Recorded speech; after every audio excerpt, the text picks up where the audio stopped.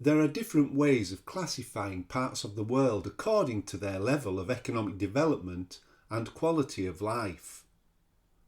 We can use economic and social measures to compare development between places.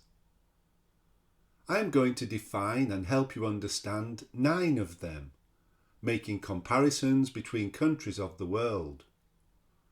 Keep a lookout for North America, Europe and Africa in the example maps and try to spot any patterns in development. Birth rate is the number of births in a year per an average 1,000 people in the total population. Generally, a high birth rate indicates a low level of development, perhaps due to a lack of contraception or the need for large families. A low birth rate, on the other hand, indicates a high level of development. Death rate is the number of deaths in a year per an average 1,000 people in the total population.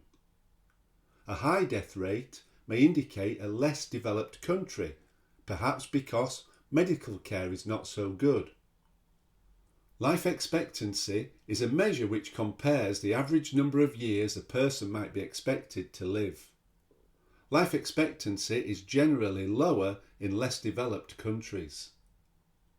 Infant mortality is the average number of deaths of infants under 1 year of age per 1,000 live births per year. High infant mortality rates are generally indicative of unmet human health needs in sanitation, medical care, nutrition and education. Doctors per people is the number of doctors that are available to treat an average 1,000 people in a population. Lower numbers of doctors will indicate a less developed country. Literacy rate is the percentage of people who have basic reading and writing skills. High literacy rates are an indication of a more developed country. It will allow people to get better job opportunities and contribute to the growth of the economy. Access to safe water is the percentage of the population that have access to drinking water that is unpolluted, disease-free and safe to drink. Less developed countries have a lower proportion of people who can access this essential resource. Gross national income per head is a measurement of economic activity that is calculated by dividing the total national income by the size of the population.